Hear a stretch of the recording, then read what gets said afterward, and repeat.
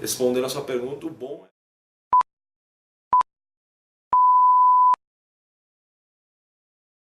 Surgiu há 6 anos atrás, num encontro de família com meu irmão em Recife. Eu sou produtor executivo, já vinha trabalhando há algum tempo no cinema e não queria ser mais um, enfim, né? Sair de um filme para o outro, com esse anseio de ter minha produtora. Eu estava num desenvolvimento e precisava, enfim, de um grande projeto para poder gerir ele e, enfim, aplicar minha ideologia, minha afirmação profissional. E Raul Seixas foi a primeira escolha, assim. Eu lembro que na época estava saindo o Cazuza e eu falei, pô, tem uns caras com uma história muito mais rica para fazer do que o Cazuza, por exemplo, né?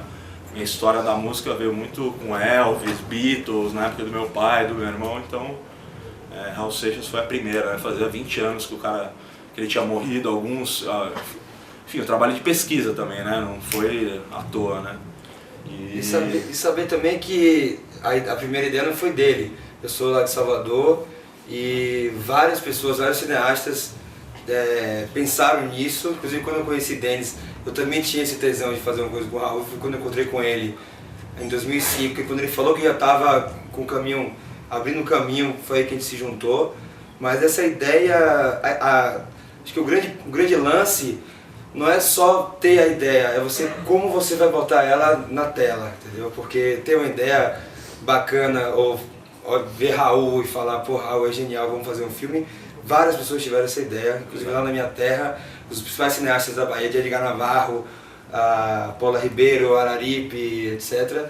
Todos pensaram e quiseram fazer, chegaram a começar. Então acho que um dos grandes méritos que o Denis conseguiu foi justamente fazer o que todo mundo pensou, mas que precisava de uma atitude brutal. E tive sorte, né? Tive sorte de, enfim, encontrar as herdeiras e elas foram com a minha cara, enfim, foi um processo longo de negociação, praticamente 1 ano e meio negociando os direitos da obra, para daí começar um lance da pesquisa, depois mais 2 anos de pesquisa, antes de chamar o Walter Carvalho. Sabia que a primeira coisa que eu precisava era ter um distribuidor comigo.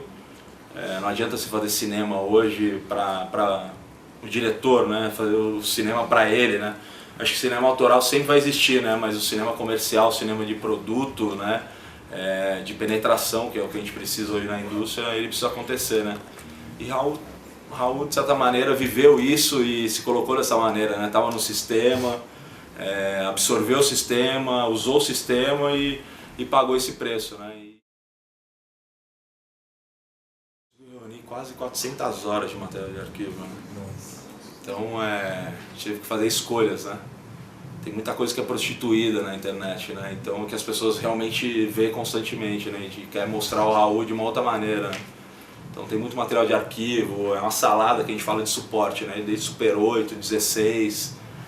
e o processo de montagem foi fundamental, né? A pesquisa, né? E no processo de montagem, mesmo de entrevista, iam surgindo materiais, dicas de onde está, né? E de certa maneira o fator financeiro ia muito de encontro, né? As conquistas e as perdas nossas, né? Não adianta você comprar um material, você tem um material Super 8 que seu pai gravou na década de 70, sendo que tem uma porrada de gente ali atrás que você precisa autorizar, né? Tem alguns materiais que a gente perdeu, né, por essas razões, mas que a gente chama de clearance, né? A limpeza jurídica do filme é muito complicada, né?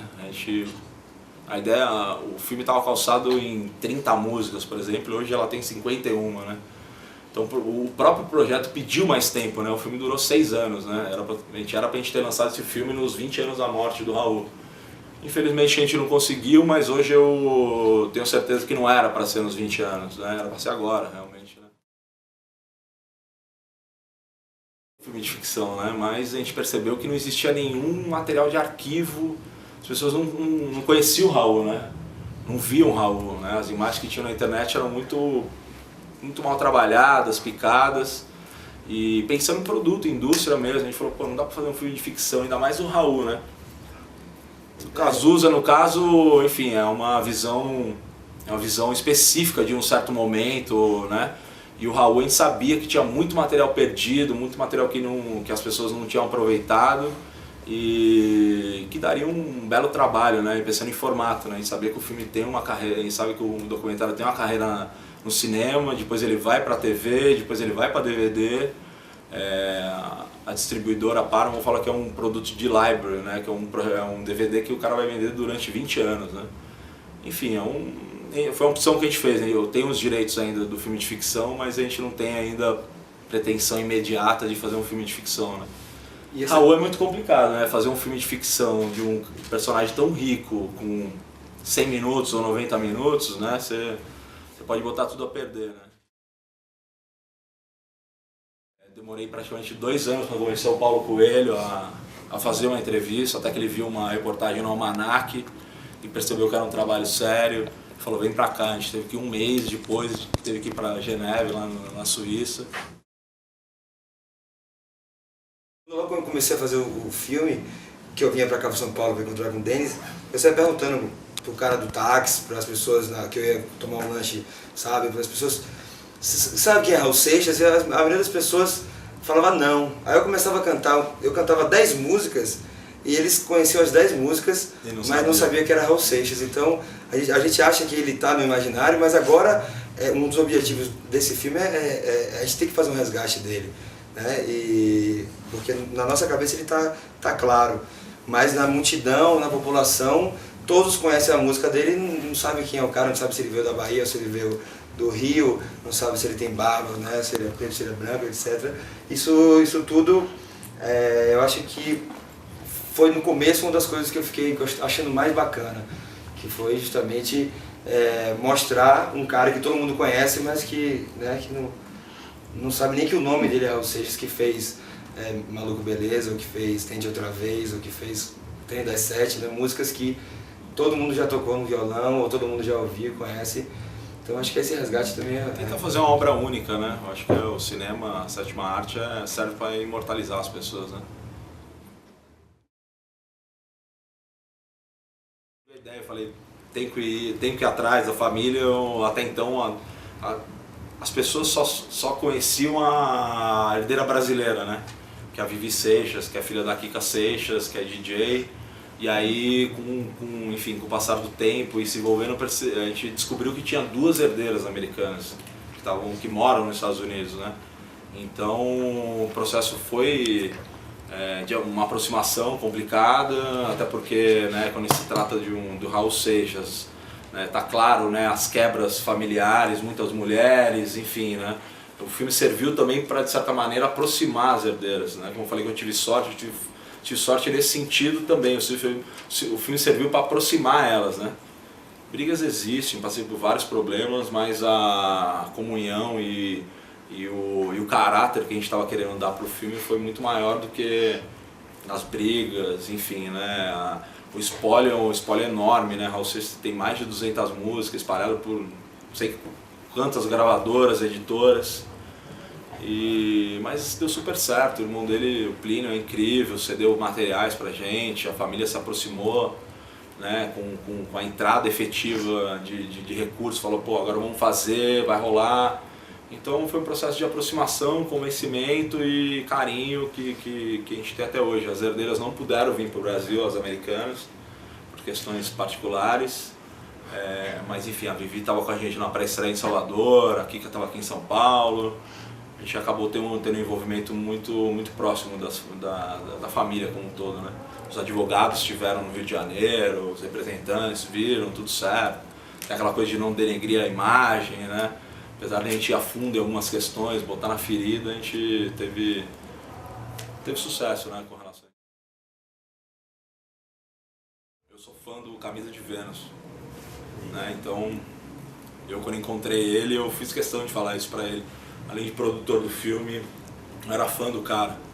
E consegui enxergar um Marcelo Nova que as pessoas, de repente, podem ver agora no filme. Um cara que estendeu a mão pro Raul, um cara que começou no rock na Bahia por causa do Raul, né? E tem a carreira dele, de certa maneira, em função do rock, em função do que ele viveu. Foi atrás, o Raul provou pra ele que ele podia ser o que ele quisesse ser. Então eu acho que foi um cara especial, no momento oportuno. Lógico, né? Quando você lida com entretenimento, você acaba tirando proveito da situação, mas não foi o cara que fez isso por causa do resultado da contrapartida que ele ia ganhar e estendendo a mão do Raul, né? Agora, uma das coisas que eu acho mais bacana desse filme, né, que o Walter conseguiu fazer e montar, é justamente isso. Você acabou de ver o filme e você não sabe dizer se ele foi algoz ou se ele foi, né, fundamental. Eu não sei se você tem a sua opinião, você está perguntando. Mas eu acho que esse filme, ele no momento, ele fala uma verdade única. Você não sabe qual foi a mulher que ele mais amou, você não sabe se ele traiu, se ele não traiu, você não sabe se Paulo Coelho sabe, você sabe que, mas você vê que Paulo Coelho tem aquela coisa dele meio, né, egoísta também, então ao mesmo tempo dá uma cutucada em Paulo Coelho. Então a coisa mais bacana que eu achei desse filme é que realmente é muito difícil, acho que é impossível você definir o que foi Raul. Se realmente ele era um doidão, alcoólatra, filho da puta, ou se ele era tão genial e tão sensível que ele precisava daquilo, né? Ele escolheu a forma de viver, a forma de morrer. Então uma coisa que o medo que eu tinha, sendo baiano, sendo fã de Raul e trabalhando com cinema na Bahia, eu falei, porra, quem está fazendo esse filme aí são, né, gente de fora, que teve essa coragem. Então, como é que a gente vai receber isso, né? O Raul tem Raul seixistas, Raul xiitas, né, como ela chama. O público de Raul é muito apaixonado e muito, às vezes, chato também, sacou? Então eu acho que esse filme é uma das coisas que eu acho mais fazer, até como uma visão de cinema, né, da qualidade do filme, da montagem e do resultado, é que nada desse filme te diz isso ou aquilo. Você, a partir, né, de toda a informação que você recebe, você tira suas próprias conclusões. Claro que os dois foram presos, né? Cada um teve um tipo de sequestro, né? Essa coisa do DOPS, que é muito louca, né? Os dois foram presos, as duas mulheres deles foram presas também e eles foram extraditados, essa é a real, entendeu? Cada um tem uma verdade do que rolou, né? Os caras não foram presos juntos, né? Eu acho que o Raul foi solto antes, o Paulo Coelho foi solto um pouco depois, a mulher na época do Paulo Coelho foi solta bem depois, né? À toa que ele nem, enfim, desencontrou ela, acabou a relação. Lógico que o Paulo Coelho era o cara que, por trás do mito, né? O Raul, ele era à frente, né? Eles pensavam as maluquices dele, escrevia, mas quem dava a cara era o Raul, né? Exatamente. A evidência era o Raul ali de frente, né? Mas todo mundo sabia, o Paulo tinha vários pseudônimos, enfim, né? Então, essa história é meio trash, se você for ver, né? A gente não quis ficar muito em cima disso para não desviar o caminho, né? Lógico que o Paulo tem essa verdade dele, não foi eu que fui preso, é lógico, ele também foi preso, mas o Raul também, né? E os dois acabaram indo para os Estados Unidos juntos depois de, se não me engano, uma semana depois, né? Depois eles se reencontraram. Enfim, eu não... Só quem viveu essa época sabe dizer como é que foi. Eu tive a oportunidade de conhecer algumas pessoas que foram torturadas, enfim, e cada um conta uma história. A esposa do Paulo ficou maluca depois, morreu, eu conheci a filha dela.